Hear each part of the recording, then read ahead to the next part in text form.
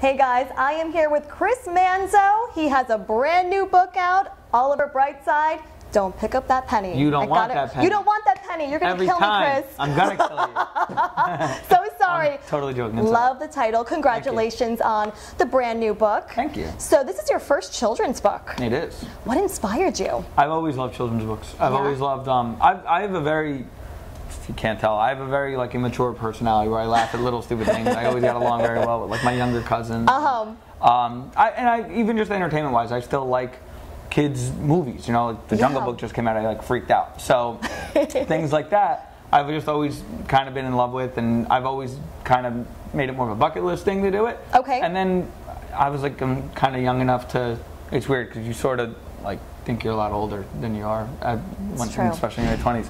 So like, I may as well just try to make it see how it goes, maybe I can try to make it a career or whatever. And I really fell in love with it during the process of writing it. Was quick, but everything else, you know, the planning process, the going through the illustrations, and now this part, you know, going to the schools and talking about it, and it's really, really fun. So I definitely enjoy it. So I've always wanted it to.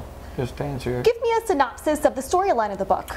It's very simple. There's a little boy in Manhattan, named Oliver, and he finds a penny. He knows the whole saying, "Pick it up all day long, you'll have good luck." And he just goes around the city trying to figure out how to spend it. And all little famous New York things, a pigeon, a hot dog vendor, the Statue of Liberty, all kind of tell him that there's no need for it and just to get rid of it. And he just spends the whole day trying to spend it. Cute. So you've been doing readings at schools and in bookstores. How has the reaction been from the kids? It's been great. The schools are really my favorite part because it's not, there's no pressure. You know, it's built in and you can kind of just have fun with it and whatever. When there's stores, it's like who shows up. It depends. Sometimes it's 50 people, sometimes it's 4 people. Depends on the weather and this and that, and there's like a nervous part and it feels like work.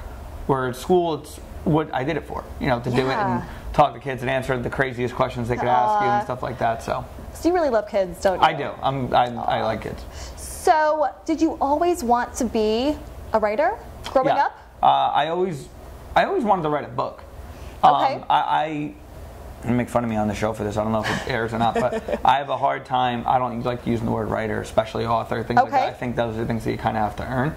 But I've always loved the idea of writing, and I like the idea of making people laugh and making yourself laugh in the process and things like that. So I'm definitely not in any position to preach about life to adults and things like that. So, but you know, little lessons that you want to tell kids all the time, you know, whether it's just don't give up or don't listen to somebody just because they said you can't do something. Little things that are just so corny, but if you have a roundabout, fun way to tell it, I've always loved that kind of stuff. And hidden messages that adults could laugh at too, things like that. And why children's literature? Why not another genre? Well, ideally I want to be in like middle grade, which is I think like 8 to 12 space, where you could be a little bit more risky and be funny and not have to worry so much about that stuff. But I like telling a longer story. But that's hard. You know, that's a learning process. I took classes for that, and I still have different mentors I go to. So it's just something about the kid space, younger adult space that I think is a lot more fun for me. You know, it's just, you could be, I always got in trouble with work, whether I was working for my dad at the Brownstone or with my uncle in the water business, where my imagination was just a little too big. And I would, you know, oh, you know what you should do for your wedding? You should do this. And my dad was like, no one even offers that. Like, you have to scale it down. So I said, where can I really apply that? And it's writing, whether it be in, you know, I would like to do even screenplays at some point or something like that. But I like being able to make impossible things happen, make statues talk and stuff like that. I love it. So you have a great imagination. Sometimes a little too crazy sometimes. That's all right.